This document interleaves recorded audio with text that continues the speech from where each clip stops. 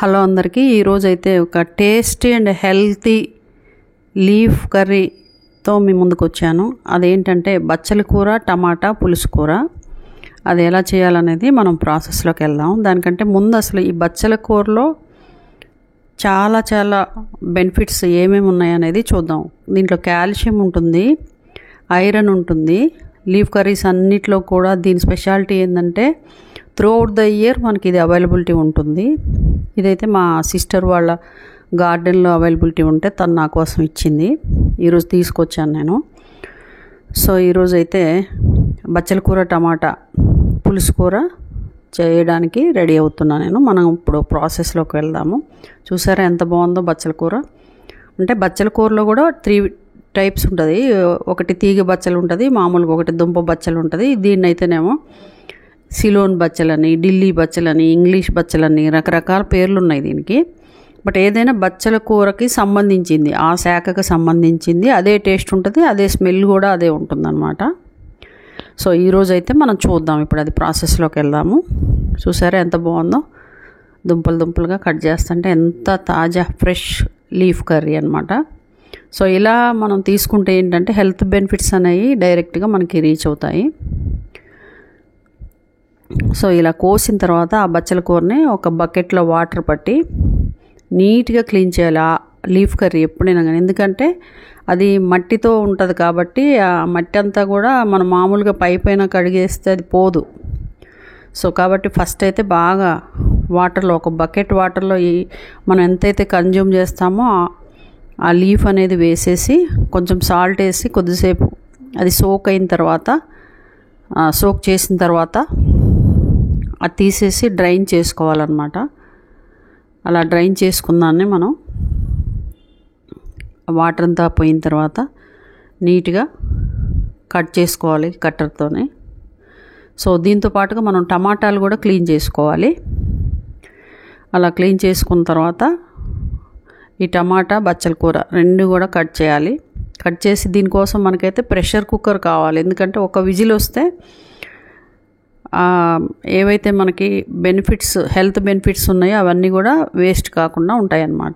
So ఇలా clean చేసి వాటర్లో ఇలా పెట్టుకున్న తర్వాత దాన్ని మనం ఇప్పుడు కట్ చేయాలన్నమాట కట్టర్. సో ఇలా కట్ చేయాలి. ఇలా కట్ చేసి ఇలా కుక్కర్లో వేయాలి. సో లీఫ్ కర్రీ అంతా కూడా ఏమన్నా ఆకులు పువ్వులు వాటికి ఒక్కోసారి సీడ్స్ కనుక వచ్చి ఉంటాయి కదా, అవి తీసేయచ్చు మనం. బట్ ఆ కాడలు అయితే ఎట్టి పరిస్థితుల్లో వేయాలి. వాటిల్లోనే మనకి ఐరన్ కాల్షియం ఉంటుందన్నమాట.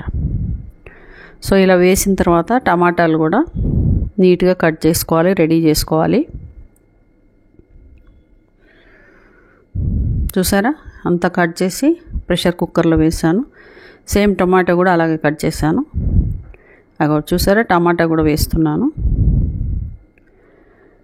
ఇలా వేసిన తర్వాత కుక్కర్కి మనం లిడ్ పెట్టేసి విజిల్ కూడా పెట్టి, అలాగే 1 ఇంచ్ చింతపండు కూడా, అంటే పులుసు కూర కదా, పులుపు కోసం. సో అలా వేసిన తర్వాత సాల్ట్, పసుపు వేసి ఇప్పుడు మనం లిడ్ పెట్టేసి స్టవ్ వెలిగిస్తే 1 విజిల్ వస్తే సరిపోతుంది. ఎందుకంటే లీఫ్ కర్రీ అనేది ఊరికనే బాయిల్ అయిపోతుంది కదా. సో అలా 1 విజిల్ వచ్చిన తర్వాత దాన్ని దింపి పక్కన పెట్టేసుకొని దాన్ని ఇప్పుడు మనం పోపు పెట్టుకోవాలి. సో పోపు పెట్టుకునే ముందు మళ్ళీ ఒకసారి మనం హెల్త్ బెనిఫిట్స్ అయితే చాలా ఉంటాయి దీంట్లో, అదొకటి మాత్రం మనం గుర్తుపెట్టుకోవాలి. లీఫ్ కర్రీస్ అన్నిట్లో ఉంటుంది. జనరల్గా వెజిటేబుల్స్తో కంపేర్ చేస్తే లీఫ్ కర్రీస్లో మనకి చాలా హెల్త్ బెనిఫిట్స్ ఉంటాయి. విటమిన్స్, న్యూట్రియంట్స్, కాల్షియము అన్నీ ఉంటాయి. సో కాబట్టి ఎవ్రీడే మనం లీఫ్ కర్రీని కూడా కన్జ్యూమ్ చేయాలి వెజిటేబుల్తో పాటుగా. సో రైస్ కన్జంప్షన్ అనేది చాలా వరకు తగ్గించాలి. కర్రీస్, వెజిటేబుల్స్ కానివ్వండి, లీఫ్ కర్రీస్ కానివ్వండి, కర్రీస్ని మనం ఎక్కువ తీసుకోవాలి. ఎవరైనా సరే వెయిట్ లాస్ కోసం ట్రై చేసేవాళ్ళు కానీ, ఇలా డయాబెటిక్తో కొంచెం ఇబ్బంది పడేవాళ్ళు కానీ, వీళ్ళందరూ కూడా ఎప్పుడైతే రైస్ అనేది తగ్గించి లీఫ్ కర్రీస్ కానీ వెజిటబుల్స్ కానీ ఎక్కువ తిన్నప్పుడే హెల్త్ అనేది బాగుంటుంది. సో ఇలా కుక్ చేసిన దాంట్లో 1 స్పూన్ కారం, అంటే రుచికి సరిపడినంత వేసుకోవాలి, సాల్ట్ కానీ కారం కానీ. ఇక్కడ తర్వాత ఆనియన్ కట్ చేసి పోపు గింజలు వేసి ఒక స్టవ్ మీద ఆయిల్ పెట్టి హీట్ ఎక్కాక మిర్చి వేసి వెల్లుల్లి కూడా వేసి తర్వాత ఆనియన్స్ వేసి అవి గోల్డ్ కలర్ వచ్చాక కొంచెం ఇంగు వేసి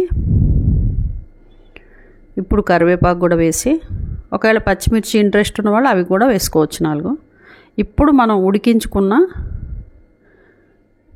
లీఫ్ కర్రీ విత్ టమాటాని దాంట్లో వేసి ఒక 2 to 3 minutes కొంచెం ఆ వాటర్ ఆ పులుసు అనేది దగ్గరకు వచ్చేంత వరకు మనం కుక్ చేసుకుంటే మంచిగా వేడి వేడి అన్నంలో సర్వ్ చేసుకుంటే ఒక స్పూను నెయ్యి వేసుకున్నా బాగుంటుంది. వితౌట్ నెయ్యి కూడా చాలా చాలా టేస్టీగా ఉంటుంది. వీడియో నచ్చితే లైక్ చేయండి, మీరు కూడా ట్రై చేయండి. Thank you.